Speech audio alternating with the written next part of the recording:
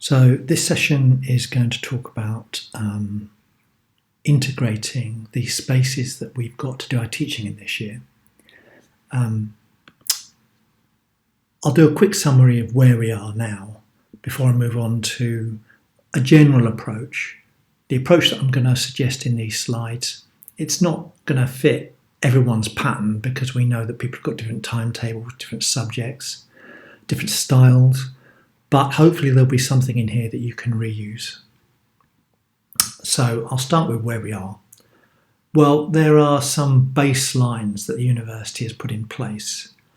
The university has told all prospective students, that all lectures will be online. So that does mean that we won't be standing in classrooms and lecturing. And there's a guarantee that 30% of every course will have a face-to-face component. That obviously 30% of the timetable will be face-to-face. Now that's an aim, a goal.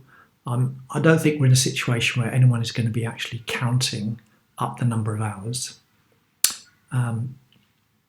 The other thing that we have to bear in mind is that all the materials that we deliver to students has to be online.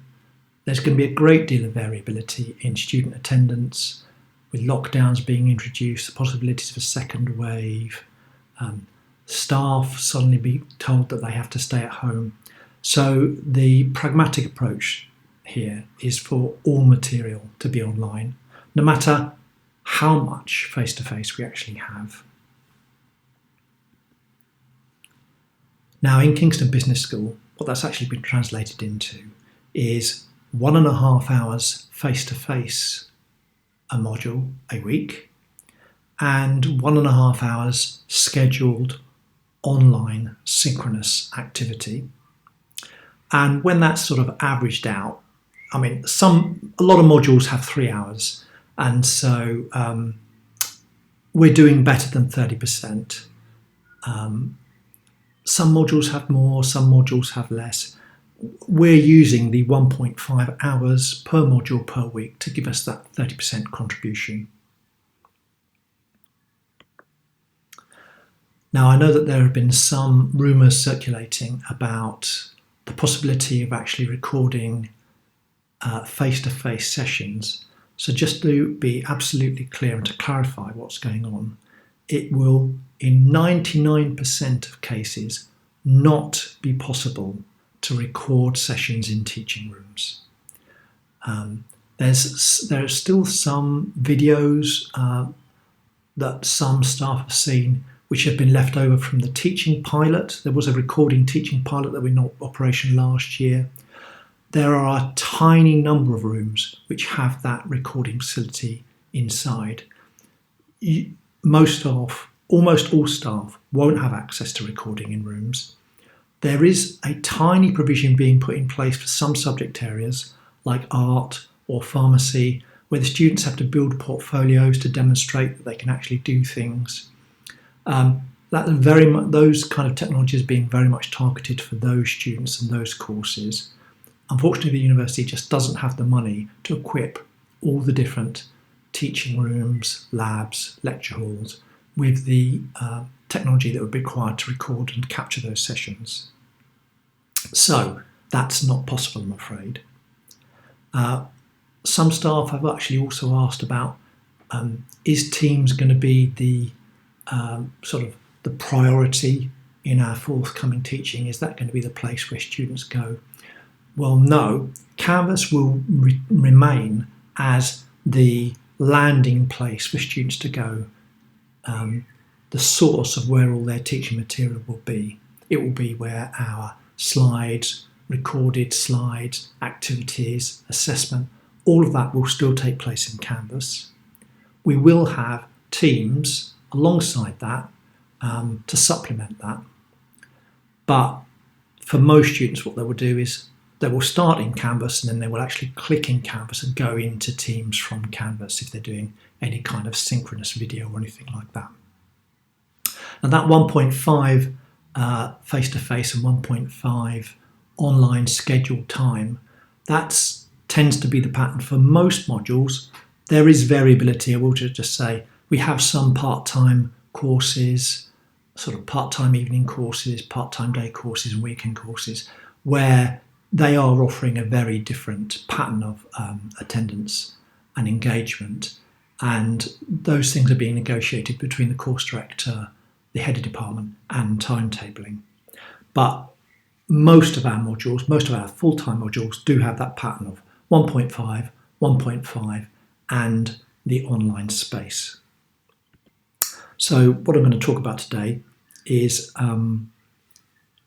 clarifying what those spaces are and then talking about how we can integrate them in our teaching, how we can merge them together and use them successfully. So we have the online asynchronous Canvas space, and everyone's familiar with that. Obviously, the new feature that's just come through this last year has been the ability to use Teams. So we can have synchronous sessions with staff and with students. Big Blue Button will still be around, and it's really very much up to the staff member whether they want to use Big Blue Button or Teams. And then we've got this face-to-face component.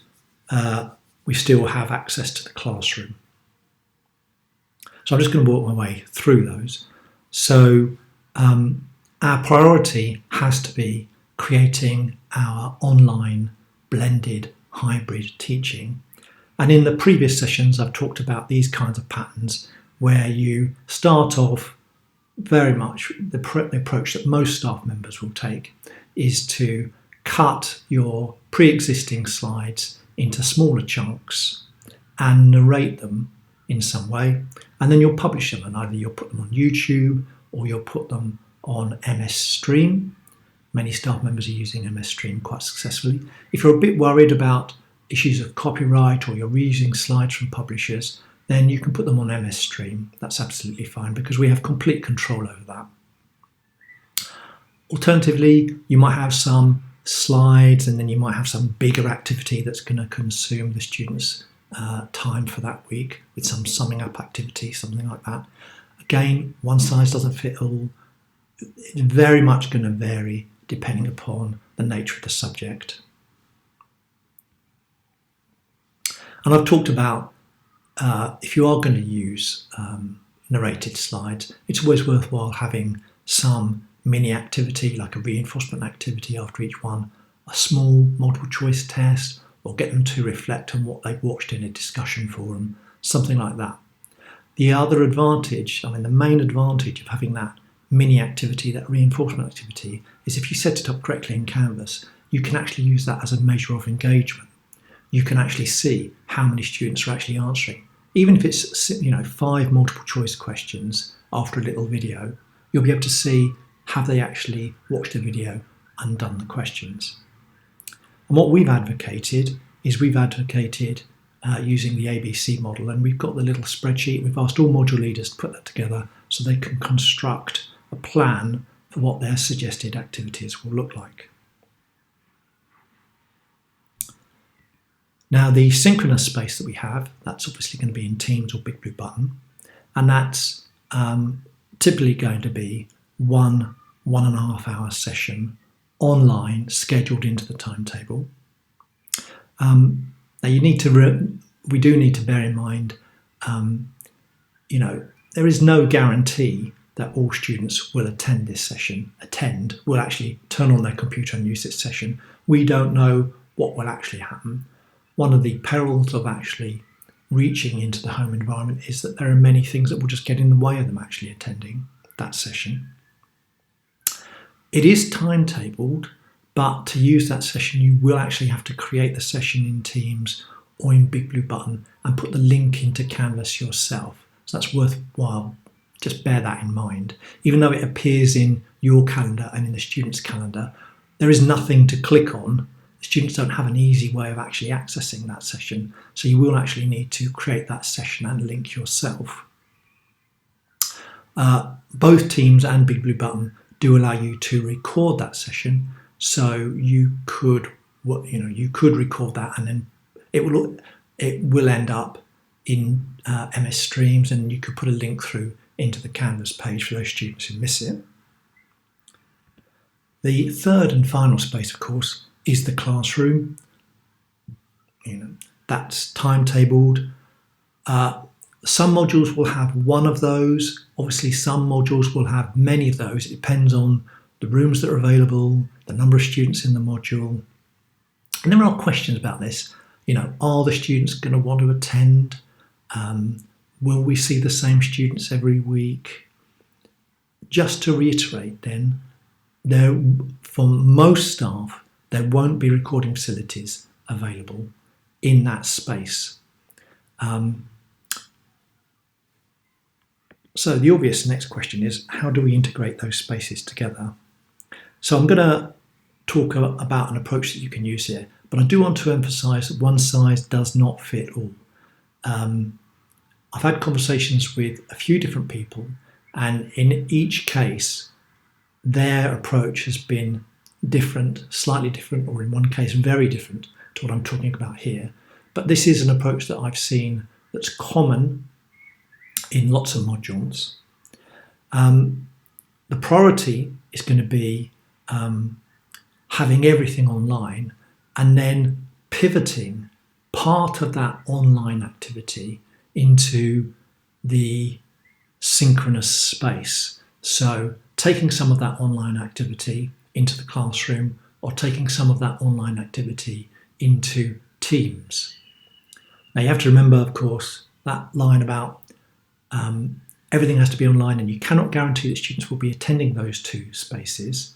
So the advantage, the pragmatic approach here is to make sure that everything already exists online for those students who can't make those spaces.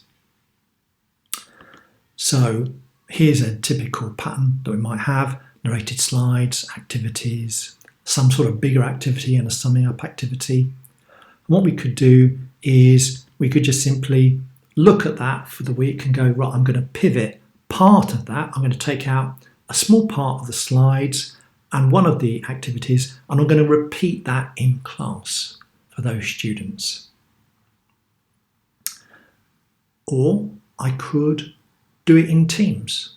I mean, it really varies. It depends on the nature of the material, the pattern that you have in your timetable. If you've got a bigger activity, then you could decide, okay, that activity does exist online for those students who don't see it in class, but for this week, I'm actually going to entirely do that activity in class. Or you could run the session more like a tutorial. If the timetable allows it, you could have a sort of reflective repeat session where you take questions and answers and you ask the students how they got on with the material. It's really variable. I'm going to talk about an actual example here. So this is from a first year module. Now the way that this is laid out in the timetable is that the face-to-face sessions are early on in the week and the online session is right at the end of the week. In a way, that's quite lucky with this particular module. So in the Monday-Tuesday session, it'll be like a tutorial. So start with any questions, problems from the previous week. If any of the students didn't understand something, I might repeat part of that again, just pull up the lecture slides, just go over part of it again. The core of this, though, will be to introduce the materials for this week. So there might be a tiny bit of teaching, but there's no way that I can deliver all of the content in the 1.5 hour session that I've got with the students in this face-to-face session. So really it'll be an introduction, might highlight what's going to be particularly tricky or the easy parts or what they have to read. I'm going to summarise what they actually have to do. If this is a practical session, I could do a demonstration because I will be in a classroom. And then, of course, I'm going to summarise what it is that the students have to do that week before the session on Friday. So I'm going to point to the videos, point to the exercises, and have that expectation of what they're going to do clearly laid out. So during the week, they've got the slides, they've got activities, maybe they've got a bigger activity. You could ask the students to actually, one of the particular pieces of work, you could get them to submit that work. You could set up an assignment which is has a 0 weighting, and you could just get them to upload that work so you can see how they're progressing. The notion is that they will progress all the way through these slides. If they have any questions or answers, then they could contact you using a discussion forum in Canvas. They participate in the activities as they progress. And then on the Friday again, I have another kind of tutorial style session. This one's going to be online, where I'll summarise some of the work. There might be a question and answer session. If any students say that there were parts that they really struggled with, again, I could repeat that online. I might bring some of the work that the students have done out of Canvas into that session and have a look at it. There might be the facility where there might be a bit of extension work that we could look at for them to have a look at before the next cycle begins again. Lots and lots of choices there. Of course, the last thing I'll do is tell them what was coming next week. That's the kind of pattern, how I will integrate those 3 spaces together. Now, it's not always going to look like that. Some weeks, I could shift the major activity. If I'm going to have a major activity, I might shift that to the beginning part, and I might bring that into the face-to-face sessions. Alternatively, I might have an activity, a bigger activity at the end of the week, and what I'll do is I'll actually bring that into the online session. So I actually get the students to do something while we're in that space.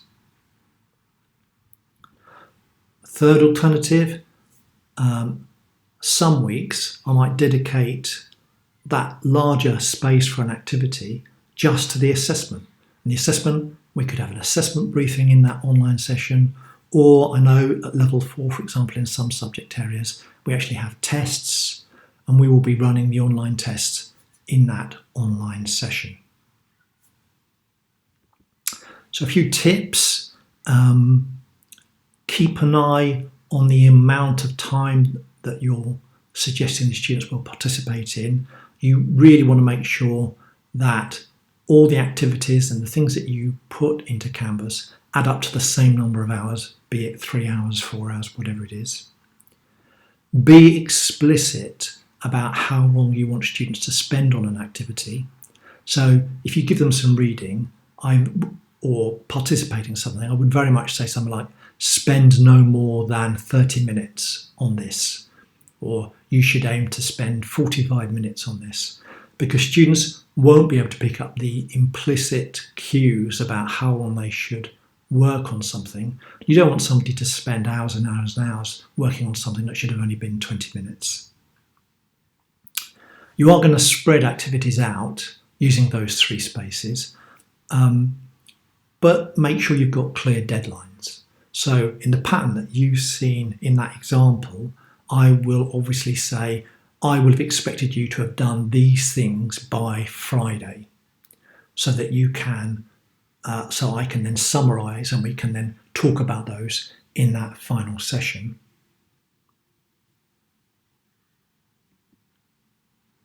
So I'll just finish up by emphasising, remember, everything has to be online. We can't have a scenario where a student is accessing content that is only available in face-to-face sessions.